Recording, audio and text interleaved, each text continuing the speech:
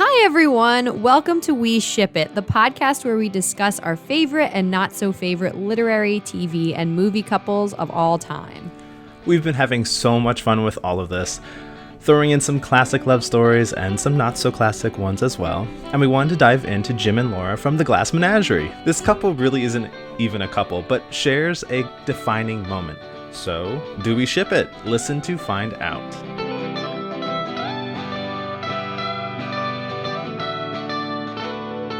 Hey everybody, I'm Devin. And I'm Steph. And welcome to the We Ship It podcast, episode on Jim and Laura from the Glass Menagerie. Yes, this is the play by Tennessee Williams, and it is not your classic love story. In fact, it's not even a love story at all. But Laura and Jim's moment together speaks so loudly, even though it's short, and it makes such an important point and packs a specific punch that we really wanted to do some analysis. We did. Thank you, Devin. We did. As usual, don't forget, if you're planning to read this story, we always give a little spoiler alert and get to reading it because it's so short and so good, and there's so much in such a small little play. It's beautiful. Or watch it on YouTube. It is there for you to watch. That too. But yes, with that, here's a brief summary. So it starts with Amanda, a woman left by her husband, and she lives with her two nearly grown children, Tom and Laura. There is a huge picture of their father hanging in their living room. Amanda perpetually lives in her mind, reliving her glory days when she had so many gentlemen. Laura is slightly crippled, and her son, Tom, is a dreamer wanting to leave his home and his job at the warehouse to follow his father's footsteps, abandon his family, and chase his adventure. The plot mainly centers around him, sometimes showing Laura hiding from people, getting in trouble with Amanda for her awkwardness, or dropping out of school because of her nerves. Eventually, Amanda, obsessing over getting Laura married, begs Tom to bring home a nice work friend for her. He brings home Jim O'Connor, who Laura knows and secretly loved in high school. Eventually, the two end up together alone and talking like old friends. Jim brings a side out of Laura no one has seen before, kisses her, and then remembers he has a fiancé and leaves her. Boo! Laura is shaken, but she gives Jim a gift of one of her glass ornaments, as if to thank him. Lastly, Tom leaves his family behind. What a frickin' story. Right? You know, Williams has been known to write great family dramas that just gets into all of these different dramas that occur between the people that live together. Exactly. And this is one of my absolute favorite plays. I know I say that about a lot of the things that we're reading, but as far as plays there's a reason that we're doing them. Yes, as far as plays go, this one really speaks to me. So, with that, let's jump right in, Devin. Let's do it. Okay, so number one, if the story was told through Laura's perspective, how do you think it may have been different? What scenes would have been told? Maybe which ones wouldn't be? So I feel like the narrative, if it were told through Laura's perspective, the audience would get a flashback or two to her high school years. We would actually get to see more of her life in coping with her disability. Maybe a flashback to Jim and Laura's first run-in, who knows? But I would have liked to see, as this is a play presented in memory, how some of these scenes would have looked different if they were told from her perspective. Like, how would the story be not twisted, but just changed in the slightest to show her perspective of it all? Laura was just so timid and fearful of the world that it would have been interesting to see how she looked back on these times in her life. Okay. Well, so I think it definitely wouldn't have been the same. That's all that I can say for sure. I do think she would have focused on Amanda's freaking out about the same amount as Tom did, but she would have been more forgiving and more afraid to admit her mother's wrongdoing. There would have been more of a loving side to that. Yeah, I think there would have. Whereas Tom was so rigidly against her. It was horrible. And obviously Amanda is hard to live with, but Tom was just always Mom. It was the whole dramatic teenager thing, but obviously it ends up. Yeah. But I think there would have also been a lot more nervousness and more in-depth perception of those around her. I don't think Tom really takes too much take too much to heart. He just kind of sees what happens and deals with it rather than really understanding and perceiving what's going on. Because he's a guy, but also because he's freaking Tom. Yeah. And I think the story would have been a lot more focused on their living room and her glass menagerie. So I think it would have been a lot more center focused. Ooh, I would have liked to have seen a scene where she's like playing with him and like the creatures come to life or something. Like that would have been cool. Me too. Like some kind of like hallucination. Yeah, because I mean, she might not be all there. No, I don't think she is, at least not in the beginning. But I think that we also would have gotten further detail about her time with Jim, like you said, maybe some flashbacks, which I would have liked to hear more about because they talk about it and they reminisce on it, but you don't really grab a full like the full picture. You don't get that. The full picture. But I also think what sadly, if it was from her perspective, we'd have gotten a lot more self-deprecating thoughts from her, focusing on her self-insecurity, like.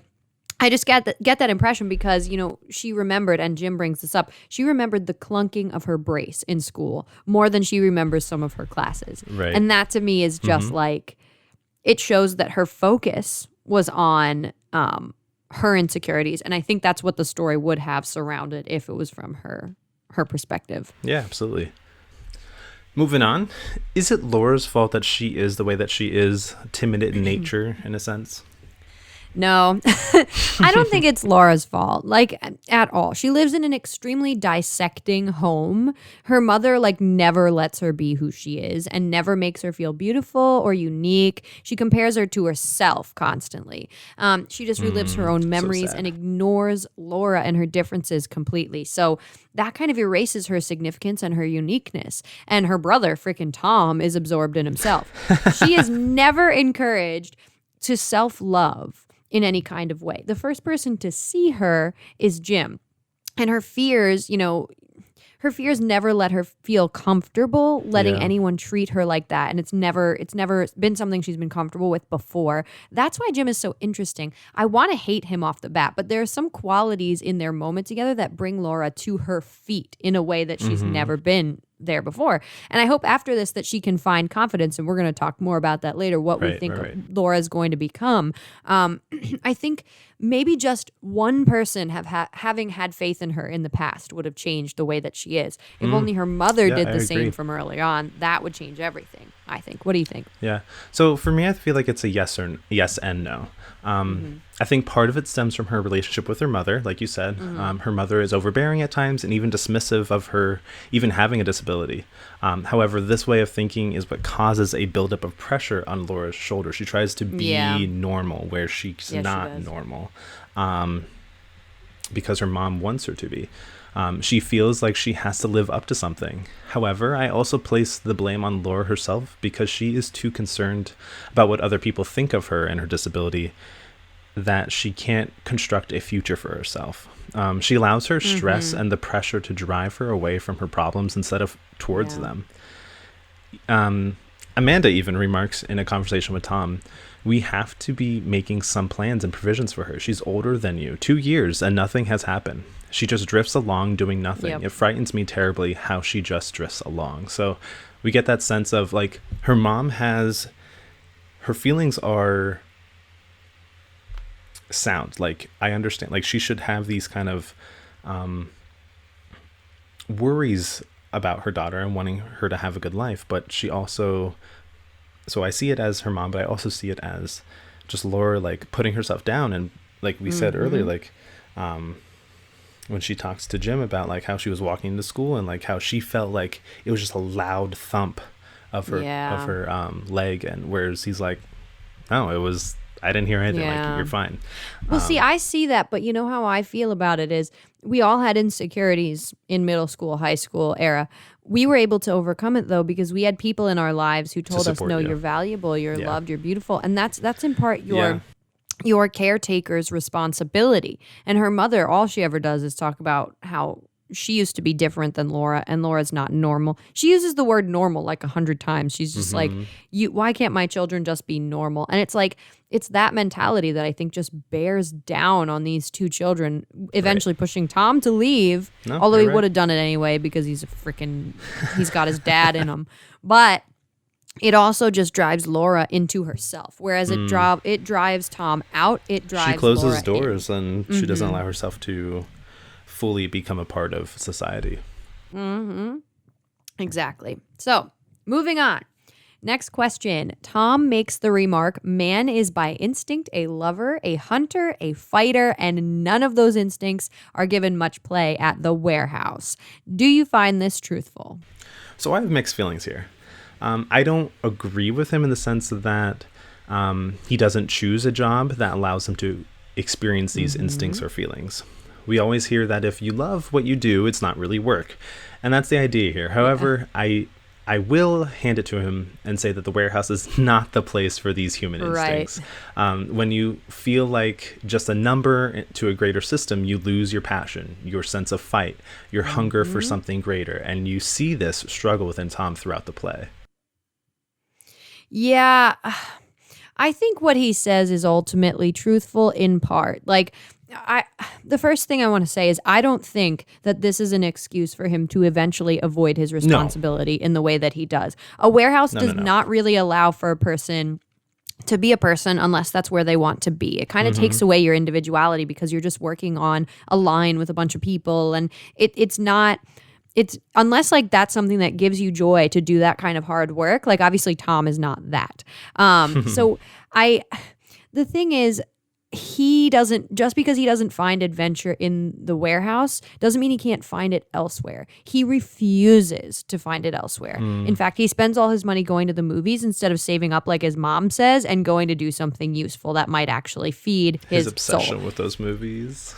Exactly. And avoiding responsibility will only make his eventual adventures less sweet. I'm sure his dad has regrets about leaving his family behind, and he'll feel the same when he does that. At least I think so. And I think living a life of work doesn't sustain and fulfill you. It does make it hard for a person. It leaves you wanting more, which is where he is. That's where man is meant to experience like what Tom's talking about. He's meant to be curious, and he's meant to love, and he's meant to explore. So he's slightly right in what he's saying, but work isn't the only place to find fulfillment either. So he could easily have found it elsewhere if he tried. Correct. That's my anger with Tom. You're going to see that I have a lot of anger with Tom, but I always have one character I latch on to. Right. Always the one. The poor soul. No, he is not a poor soul. Well, I will argue that to my death. For your anger to be thrown at him. I know. Watch Feel out. my wrath. All right, next question. Is it fair for Amanda to ask Tom to wait on his ambitions until Laura finds a husband? You know, I think it honestly is. And this might be an unpopular opinion in today's age, but, you know, the first thing I'll say, Amanda needs to do more to provide for her own family rather than sit on her ass, or rather than sit on her butt and, you know, work with the DAR or whatever she's doing, because that's clearly not making enough for them to survive. Right. It can't all be put on Tom. It's not smart and it's not fair. But I do think it's fair for her to expect him to pitch in, especially in this time where men were generally the providers and women didn't have much option. Right. Tom should see that responsibility just like his dad should have. And I think it's fair of Amanda to ask at least that he provides something to the family. Tom also feels no responsibility for Laura, which makes me sad. Like there are times where he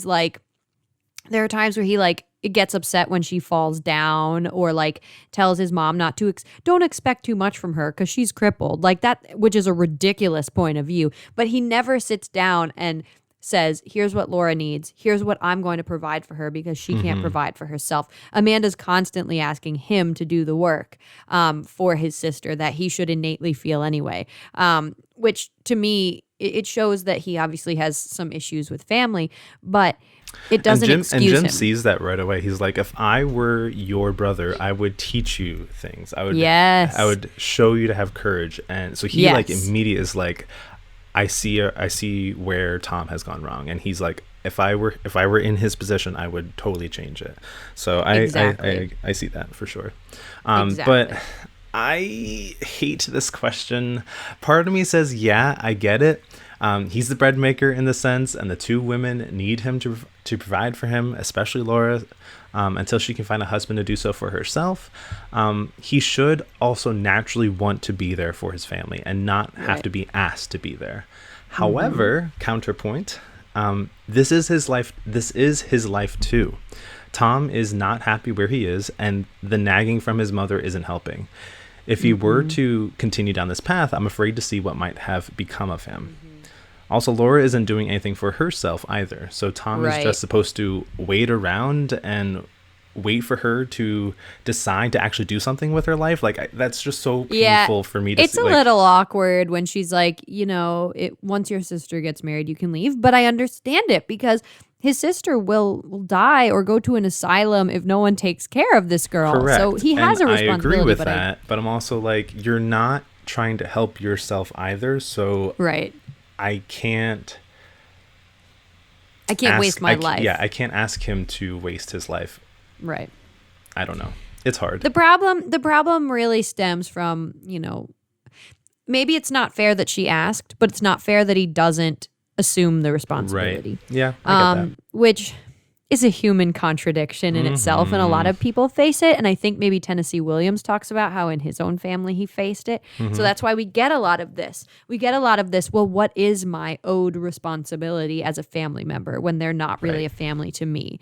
That is a big question that comes out from Tennessee Williams, from this play, from a lot of different things, because it's true. It's the struggle of the individual in a group, because you're born in this group that gives you everything, that keeps you alive, basically. And then you're supposed to give back, but you're also supposed to live your life. And it's like, how in the world is Tom supposed to figure that out? He can't, because he doesn't have the drive for it in his brain. Like, it's just not there. But okay. Alas. I think, alas, here we are. So question number 5, and this question is really sad, but it's important that we talk about it. Yeah. How is Laura's father's presence felt, even though he does not make an appearance in the play? So I personally find his presence is felt heavily throughout the play. While he's not a character that appears in the play, his lack of physical presence only heightens the character's impression on those that we do see. Tom is obviously the most affected, and as he has the inner fear of turning out like his father and deserting his family, we see that come to life. Amanda constantly acknowledges his photo in the house as if he were really there, and she fantasizes about the past and how he fooled her into when she even states, like, that innocent look of your father's that had everyone fooled. He smiled. The world was enchanted. She was enchanted. Yeah. So and then lastly, we get Laura, and Laura does not have that comforting father figure to guide, lead, and protect her from the world. So instead, she fears how the world might treat her and remains closed up at home with her glass set. So it's just sad to see, like, we get that her mother isn't the one that's supporting her. We get that Tom is the one that's supporting her, but someone that could have left too early to support her, and that's painful to see. It's very painful to see each of them and how they're impacted by it. And I think Tennessee Williams makes it blatantly clear by making this picture that is as large as life sitting there on the mantle, watching over them. He's always watching, right? But you know why it is? It's because Amanda allows it. She could easily take that picture down and she could easily assume the father figure position because she has to, but she doesn't. Right. And his presence there, even in just a picture, it makes it harder for them to move on. So there's no acknowledgement that he's gone, except for a few moments where then Amanda stops talking about what happened and refuses to move forward with her thoughts on it. So him leaving impacted the entire family. Obviously, Amanda can't get over it. Tom never really had anyone to teach him not to leave. And Laura never had anyone to teach her how to, like, love herself. So each one of them is impacted differently, but him leaving placed them all in a stuck fate, their fate place, basically. He allotted them their destiny by seeking his own. You know what I mean? That's Right. kind of a complicated thing to think about. But because he was so independent and had to live his life, he forced 3 other people not to be able to live theirs. Correct. Tom felt like he had to I leave. love the one line that Tom says, like, you can't, what is it? Like, you can't be in a coffin and escape from it, or something of those, Yes. in those lines. And then the picture lights up. I'm like, I'm dying. That's too funny. This is one of those plays that if you don't get the symbolism that's being shoved down your throat, then you probably weren't reading it right. Like, Yeah, it's great. I love it. It is. It says a lot, for sure. Moving forward, how does her parents' relationship impact Laura consciously and subconsciously? Yeah, I think specifically it's more about how it impacts Amanda's personality and how that impacts Laura in a trickle-down sort of sense. You know, Amanda's fragile because her husband left her that she placed faith in and probably shouldn't have. And she is living in her past. And this living in her past is a negative force on Laura's life entirely. Laura is held to impossible standards for who she is. And it leaves Laura nervous and self-critical. While she is physically set back in a small way, she's also very intelligent, but is never allowed to come out of her because of her nervousness that's implanted into her by her mother and her looming father. So it's not necessarily her parents' relationship that changed her. I think it's the absence of her father, which made Amanda fragile, which made Laura even more fragile. It just trickles down, you know? For me, I see like her parents' marriage failed, and I think Laura fears the same for herself. She doesn't want to fall for someone who will end up leaving her just like her father left them. I think she also fears not being loved at all because of her disability. I think she might feel like, well, my father left, thus he doesn't love me, so maybe I cannot be loved because of my disability. Like, I feel like that is her subconsciousness taking over. But I agree with you. Like, it's a trickle-down effect. Like, the ruined marriage trickles down to Amanda, and then it trickles down to Laura. Like, it's the passing of generations. It just floods the system. And it's sad to see. Yeah, no, it's horrifying and sad to see, like, the direct effects of someone leaving. And that's what makes the end even more upsetting. When you see Tom leave, it's like it's just this continued cycle. But at least he didn't have kids to ruin. Like, well, at least he didn't have kids yet to ruin. So that's like true. He just ruined people who were already ruined. So it's like, it's really horrifically sad, but it just Tom just follows in his father's footsteps. And it's sad to see, but ultimately I think we expected it from the very beginning, from the fact that his father was looming there. And didn't his father write to them? He wrote like a note that said hello, goodbye, and nothing else. I don't remember. It was something. It was very brief, but it was in the beginning, maybe in one of the stage directions. Maybe. That it was just a note that they received that said hello, goodbye, and it was like nothing. It was like he just left enough to linger and didn't leave enough to mean anything, which is like exactly what he did in life anyway. But moving on. So next question. Is the dinner set up between Jim and the Wingfields more for Laura or Amanda? This, I feel like, is so for Amanda. She finally gets to go all out and be the eager girl waiting on her gentleman callers. She says it's for Laura, but she lies. The house is all done up and all nice, and she leaves and walks out in this fancy dress, specifically the one that she wore for all of her suitors. And she says, "Now look at your mother. This is the dress in which I led the cotillion, won the cakewalk twice at Sunset Hill, wore one spring to the governor's ball in Jackson. See how I sashayed across around the ballroom, Laura. I wore it on Sundays for my gentleman callers. I had it on the day I met your father. I had malaria fever all that spring." Like, she just brags about herself. I'm just like, my God. Amanda. And that dress she's wearing, like, when she comes out and Jim is like shocked and like Tom is like looking at her like, What? He's embarrassed. But It's a Amanda moment. is just selfish, and she's reliving her happier days through But her she is daughter's hilarious. day. Like, this is She's supposed hilarious. to. Yeah, she is. This is supposed to be Laura's day, and she makes it all about herself. And I'm just, Yep. ah. Yeah, I know. I agree. But so I ultimately will agree that it's mostly for Amanda. Like, Amanda cares. You have to look at it from this perspective, though. She also does show that she cares because she wants Laura to be well taken care of. Correct. But I do I see think that as the well. dinner in itself and in its presentation, oh, Laura is such a great cook. Like, I'm wearing this and that.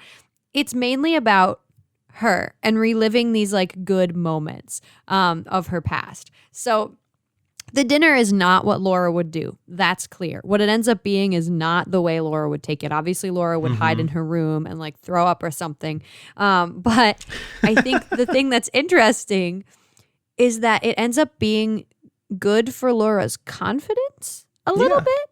Like, the original intent of the evening and the way it's organized is all Amanda. It's all Amanda's. However, the eventual moment between Jim and Laura is something that needed to happen. So I think Amanda's pushing it, even if it was mostly inspired by her own self and her own desires. Like, I think it was ultimately good for Laura. And we can talk more about that moment. I know we're going to have more questions focused on that. But I think it ends up being a good thing. Question mark?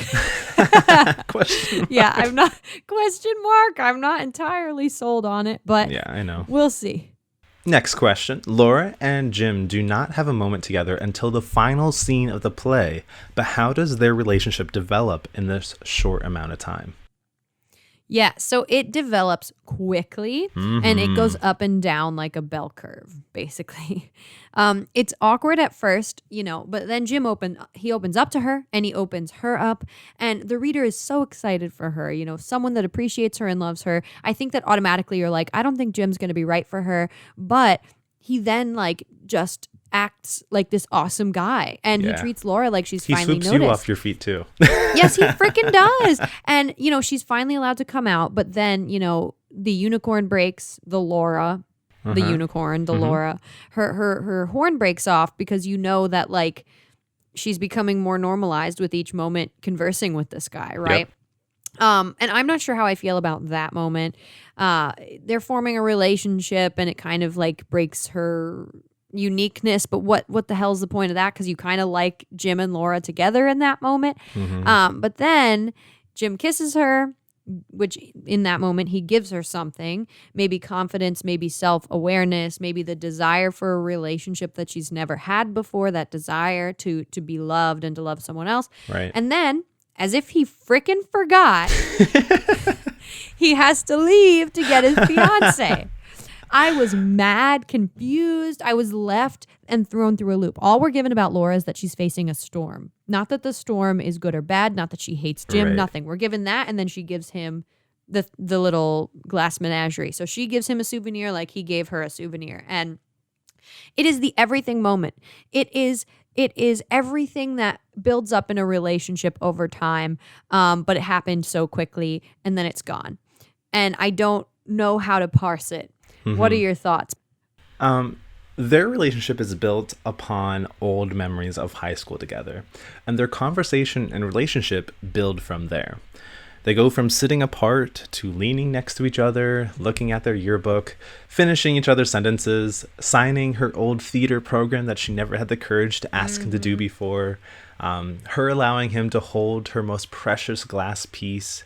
They dance. It starts off really slow, but the scene is everything, and it builds up so beautifully. And the spark was lit and fireworks are going off, and it's just crazy to see how fast these two create something so beautiful. Yeah, it's so painful though. It's like a whole relationship in like yes, 10 it really minutes. is, and it's crazy. So painful when he's like, "Oh wait, hold the phone. I can't see you anymore." I have a fiance. What the hell were you thinking? What the? This poor girl, she's fragile. Why are you doing that to her? I don't know. And you know what? There's a part of me that truly believes maybe that he forgot, because why the hell? It's not like he's wooing her so he can sleep with her later. It's not like he's Right. trying to get something out No. of it. He talks to her in a sincere way. He kisses her and he I leaves. think And it's it's like, what did also- you want? Yeah, I think it's also kind of like a ego moment for him too. He's like someone. Yeah. He's like he finds someone that remembers the old him, and he gets swept into that again. Yep. How good he used to be. How much of a star he used to be to his people. He used to be like the top fish in the pond, and now he goes to the whole pond of the world, and now he's just a small little fish. So Yeah. he gets swept into that as well. So I think it's also Maybe. part egotistical as well. But next question, we'll get a little bit deeper. Yeah. Yes, moving on. So, why is the candlelit conversation so important to Laura's character? So throughout scene 7, their main scene together, we see this charming, charismatic man break down the walls Laura spends so much of her life building up. She Yep. melts in his hands. Her shyness is eradicated in his warmth. The voiceover or the stage notes even make the comment, like, in playing this scene, it should be stressed that while the incident is apparently unimportant, it is to Laura the climax of her life. This moment is everything to Laura, and the candlelit setting generates this overly romantic moment, and it floods her system.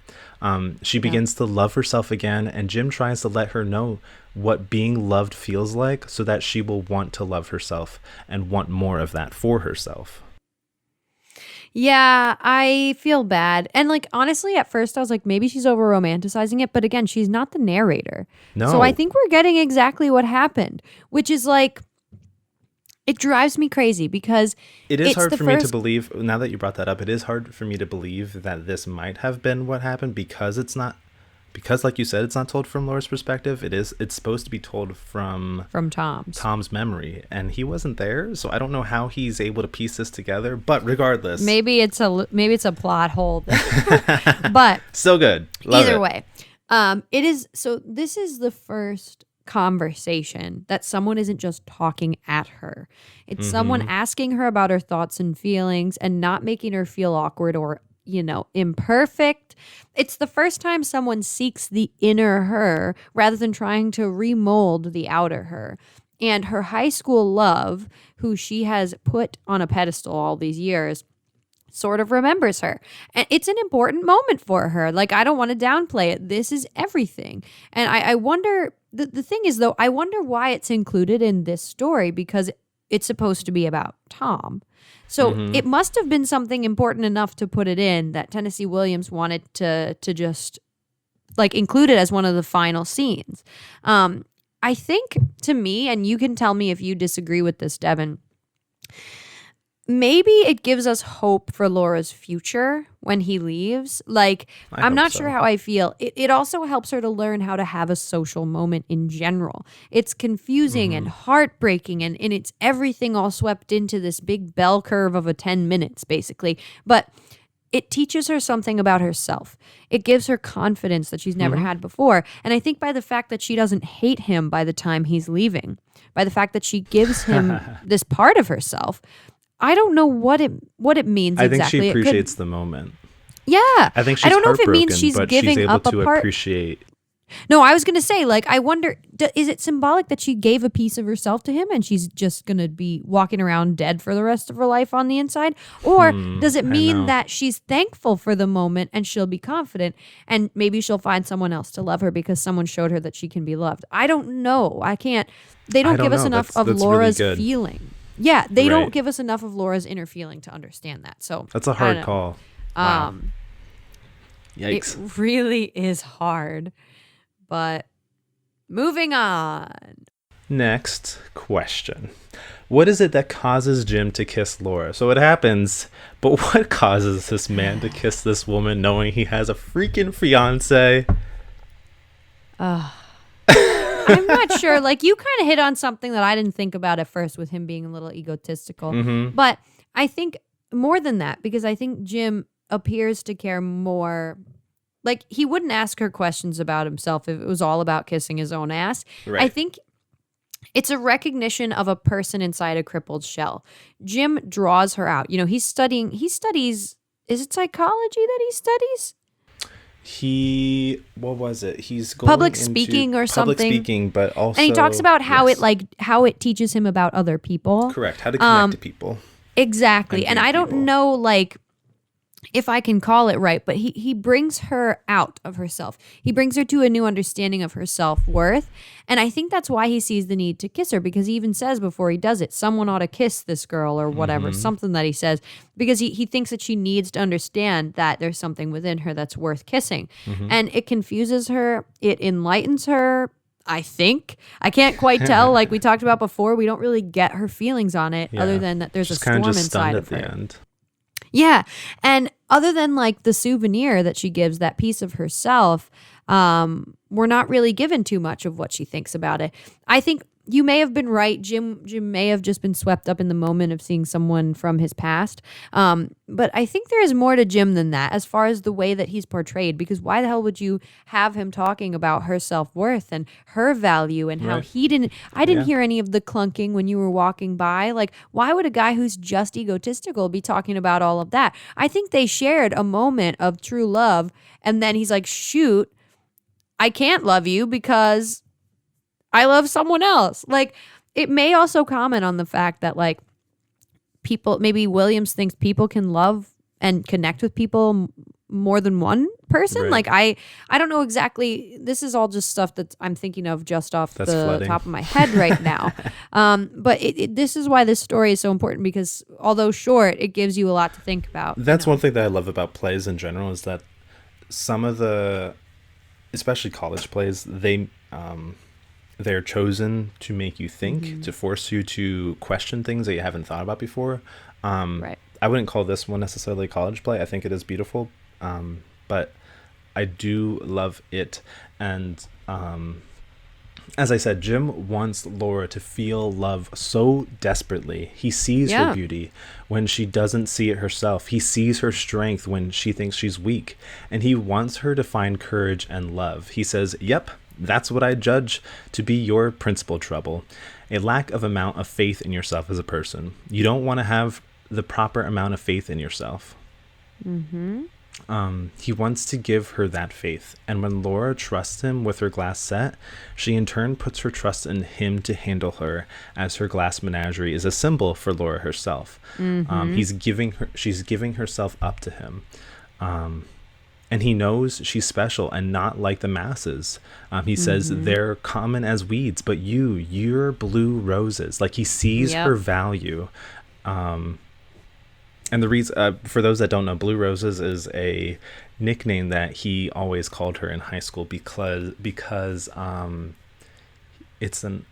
She was sick with pleurosis, and he couldn't pronounce it.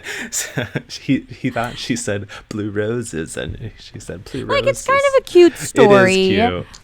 I want to hate Jim so badly, but he gave her so much in the moment that it was how can I hate this man? I know. I don't know. I know, it's hard. But I do hate him. I do. But yeah. So next question. What does the future look like for Laura? Will she ever find happiness? I really hope so. This poor girl. I struggle with her because I see how little she believes in herself, and my heart goes out to her. But I also get angry at her for not believing in herself. It's a double-edged sword in a sense. I hope she finds happiness, but a part of me feels like she will fall back into her little cocoon and spend the rest of her days closed away with her glass menagerie.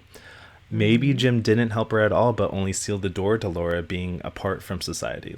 I don't know. Did he give her enough hope to encourage her to try something new? Or did he just, put nails into the coffin and, I don't know. I really don't know. I really wish we knew. It's hard unclear. to tell. It's very unclear. I think I feel more confident after this moment that she might be okay, but not totally.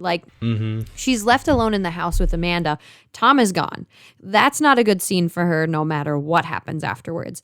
Laura is not Amanda. She has an inner depth, and I think Amanda doesn't have that inner depth. No, but she's she is one-sided. stuck. Yeah, exactly. she's stuck in her past. So that's what's happening with Amanda. That's why I have more faith for Laura, because she shows more growth in this 10 minutes than Amanda has shown the entire play. I have hope for her. I think she has a chance to find happiness, but we're really not given enough to be certain about it.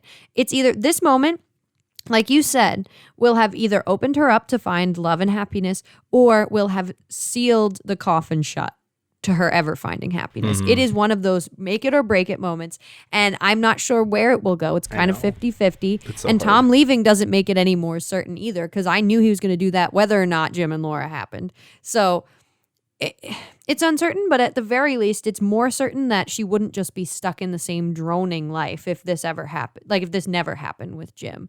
I don't know. We'll see. But okay, moving on to our last question. Moving on, our final question. Has their ship sailed or sunk? Do we ship it? Obviously not totally, because Jim's kind of a jerk and he has a fiance, so like obviously we can't ship it. But I think he's good for her in a way. Like I think he's kind to her, and it doesn't seem like he's just trying to get something from her like a lot of other people are. He doesn't seek a sexual relationship or anything. I think he legitimately had a moment with her where he wanted to bring her out. I want to help you. It seems like that. And he didn't seem well-intended, or he didn't seem, the problem I have with it is he didn't seem well-intended enough for her. I'm uncertain about where I fall, because I sort of ship it if he wasn't with someone else, obviously, but I can't be certain about whether or not he would have been perfect for her. All I know is I had a moment where I was like, oh my God, finally someone loves this girl. Get her a ring. And then he left. So I don't know. What do you think, Devin? Sadly, no, but I really wish I could. Dang it. As the audience member, you get so caught up in the beauty of their relationship, and Jim pulls the rug out from under Laura so quick, and I'm just disappointed. But no, I don't think he deserves her. I don't think so either. It's painful to see happen because it's so beautiful, but yeah, he doesn't make the final decision to be like, we both need, because I feel like even Jim needs her in some respect. Yes. I feel like he needs to be reminded about who he was so that he can be something. And he wants to be something. He has plans to like join the radio. Like that's what he's taking classes for, because that's going to be like a huge thing. And he wants to be something, but he doesn't know the process of it. But Laura reminds him about who he is and like builds him up. So I think that they both need each other. Sadly, it doesn't work. I know, it's sad. But here we are anyway. The Glass Menagerie, an American, just horrifically sad tale. But here we are standing nonetheless. But thank you, Williams, for making us think. Love it. So now we are on to an audience comment that we got about the Glass Menagerie, and this one is from Thomas. So let's read this comment from Thomas. Thank you for reaching out. I'm not sure how I feel about Jim. He's a tough one to read. Of course, Glass Menagerie is not all about Jim and Laura. I think it's more about Tom. However, Tennessee Williams includes this scene between the two in a pretty detailed way. So I think it's important to look at these two. Jim really awakens something in Laura, but I'm not sure if his intention was really good. That's why I can't say that I fully ship them. Yeah. And obviously they don't end up together, but for their brief moment, they have a very deep connection in those few minutes than many couples have in a lifetime. Jim sees Laura and gives her a chance to see herself as something worth loving, and I think he changes things for her. I wish we could see them play out, maybe a couple of dates or something, and it would make it easier to place if they're good together, but they don't have that. This is all we get. So I can't say if, they have a moment of real love, but at least it teaches Laura something, so much so that she gives a piece of her beloved menagerie to him. So that's something to think about. Yes. Thank you, Tom, for your comment. I think it's a neat thing to think about. And I think it is important that we do think about how tough it was for Laura to give that up to Jim. Yeah. I think that does comment on the moment's sincerity, at least. She could have been heartbroken, but instead she's like, no, I want you to have a piece of me. She could have just told him, get the F out, man, but she did not. But awesome. Thank you, Tom, for sending that in. We love hearing from the audience. That's really the whole point of doing this. So please, if you have any ideas or want to join for a show or have comments, please send them in. Yes, our email is weshipitpodcast@gmail.com, or you can find us on social media, or you can find us on our website at www.weshipitpodcast.wixsite.com/weshipit. And you can find us on YouTube too. Lots of ways that you can connect with us. So many. But you should do it because we want to hear from you. And before we move on, I want to quickly announce our next episode so you guys can send in your comments. We are excited to announce that we will be talking about the drum roll, Augustus and Hazel from The Fault in Our Stars. If you guys have any thoughts about this incredibly sad but beautiful couple, send them in. Yes, we would love to hear from you. Thank you all so much. Indeed, and we've reached the end. Thank you for listening. Continue to go on living in the world of your own, even if it's a world of little glass ornaments. We love you guys. I love it. Have a good one, everybody.